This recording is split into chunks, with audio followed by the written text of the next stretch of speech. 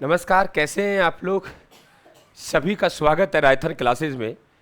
हम यहाँ से मारवाड़ के, आप देख रहे हो राजस्थान के इतिहास में, राजस्थान जीके में आपको यहाँ पे 4 और 2 राजा, इधर 6 राजाओं की मैं आपसे बात करूँगा और एक आप लोगों से क्रम लगवा देता है कौन सा राजा किसके बाद राजा बनेगा, यानी उनका क्रम बता दीजिए या इनकी उपाधि पूछ लेता है। और आजकल तो आप लोगों को काल क्रम के अनुसार सम्मिलित कीजिए।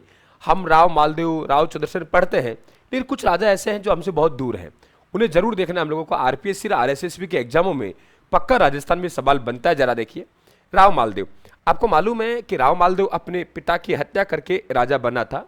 इन्हें राव मालदेव को हम पितृहंता राजा के नाम से जानते हैं। राव मालदेव ने अपने कई पुत्र थे, लेकिन राव मालदेव ने अपने बड़े पुत्र राम और उदय सिंह, कौन है उदय सिंह और राम, उदय सिंह और राम को राजा नहीं बनाया। बहुत इंपॉर्टेंट क्लास है, लास्ट तक बने रहना आप लोग, आपको सवाल बन जाएगा।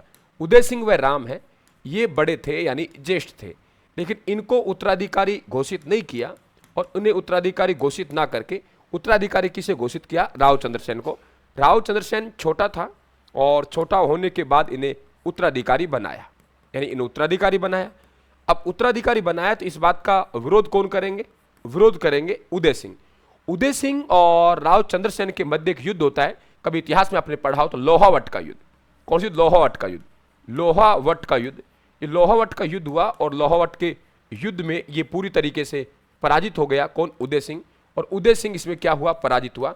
और पराजित होकर उदय सिंह कहाँ चले गया, पता है कि अब मेरी पार नहीं पड़ेगी, और ये चले गया अकबर की शरण में। कहाँ चले गया? अकबर की शरण में चले गया, यानी ये कहाँ पहुंच गया? अकबर की शरण में। ये अकबर के पास चले गया। इसका मतलब मारवाड़ का एक विद्रोही भाई है, वो अकबर के पास गया। अकबर के पास गया, बहुत भारी था वो, भारी होने के कारण बैठ जाता था तो एक आधा लोग उठाने वाले होते थे, इसलिए उसे मोटा राजा की उपाधि दी गई। कभी आपसे पूछा जाए कि मोटा राजा की उपाधि किसने दी, तो आप लोग कहेंगे सर इन्हें अकबर ने दी। ठीक है, किसने दी? अकबर ने दी। यानी कहाँ चले गए ये अकबर की शरण में चला गया। इसके बाद राव चंद्रसेन लोहावट के युद्ध में जीतते हैं, अपनी गद्दी प्राप्त करते हैं, अकबर से संघर्ष करते हैं। ज़्यादा लंबी चौड़ी बात नहीं करेंगे, हम मूल मुद्दे पा रहे हैं, ये अलग से दे दिया मैंने। अकबर से संघर्ष करते हैं और महाराणा प्रताप से पहले करते हैं, इसलिए महाराणा प्रताप का अग्रगामी, पथ प्रदर्शक, बहुत से नामों से इनको जाना जाता है। और इन्होंने अकबर की अधीनता है, वो अकबर की अधीनता स्वीकार नहीं की। अधीनता स्वीकार नहीं की, इन पर बहुत से आक्रमण किए और ये बहदराजून चले गए, फिर ये सिवाना चले गए और सचिया में इनकी मृत्यु हो गई। जैसे ही मृत्यु हुई 1581 में, तो अकबर ने, ध्यान रखें आप लोग, जोधपुर पर नियंत्रण कर लिया। क्या कर लिया? जोधपुर पर नियंत्रण कर लिया। यानी जोधपुर पर नियंत्रण मतलब है कि अपने नियंत्रण में ले लिया। इसका मतलब 2 साल तक कोई राजा नहीं बनेगा। 1581 1583 तक खालसा रहा। खालसा का मतलब है यहाँ गद्दी खाली रहेगी, सीधा अकबर के नियंत्रण रहेगा, कोई राजा नहीं बना, कोई राजा नहीं बना, यानी 2 साल तक खाली रखा। फिर उदय सिंह राजा बना, तो उदय सिंह तो अकबर का मित्र था ही, अकबर की शरण में गए था। तो ध्यान रखें, उदय सिंह ने यहाँ पे बहुत महत्वपूर्ण काम करेंगे ये मुगलों के लिए। ये मुगलों से संधि की और अपनी बेटी, जिसे हम लोग जोधाबाई भी कहते हैं, जगत गुसाई, उसका विवाह है, वो विवाह कहाँ से किया? जहांगीर से किया, और उसके गर्भ से शाहजहां का जन्म हुआ। यानी मोटा राजा उदय सिंह अकबर की अधीनता स्वीकार कर लेता है। भारी होने के कारण इन्हें मोटा राजा कहा जाता है। क्या कहा? भारी होने के कारण इन्हें मोटा राजा कहा जाता है।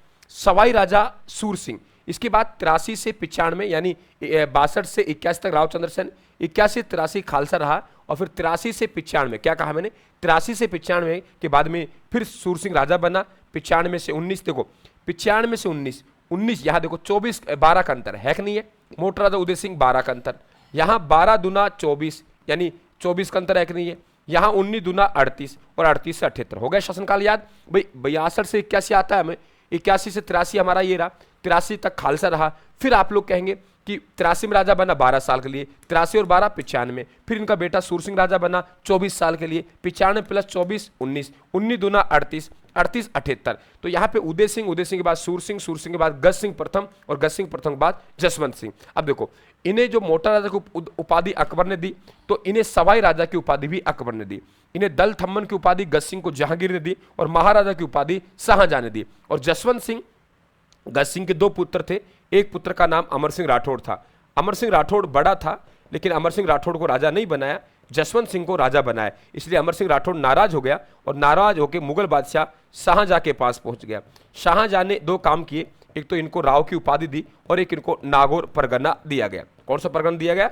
नागौर परगना दिया गया। वही अमर सिंह राठौड़ है जो मत्तीरारी राड़ का युद्ध लड़ेंगे, इस बात को आप लोग ध्यान रखें।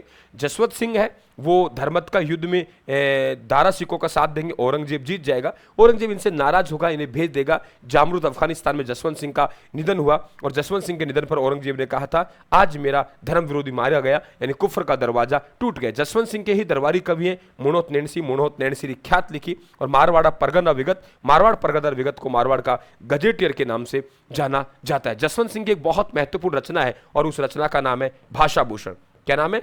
भाषा भूषण है, ध्यान रखें आप लोग। जसवंत सिंह की मृत्यु पर औरंगजेब ने 36 लाख रुपए के बदले में जोधपुर इंदर सिंह राठौड़ को दिया और ये मृत्यु ही इनकी तब इन गर्भवती रानी थी और जादम ने जन्म दिया उसको अजीत सिंह को, जो अजीत सिंह आगे चल के राजा बनेगा। ये सब बातें आप लोगों को छोटे छोटे फैक्ट है, हालांकि बात हमारी क्रम से चली थी कि भाई हमें क्रम लगाना है, लेकिन क्रम करते करते बहुत कुछ हमने किया है। आराम से हम लोग हमारे YouTube चैनल को सब्सक्राइब करें, राजस्थान क्लासेस से जुड़े ताकि एक स्मार्ट अध्ययन आप लोगों को मिल सके। धन्यवाद, थैंक यू।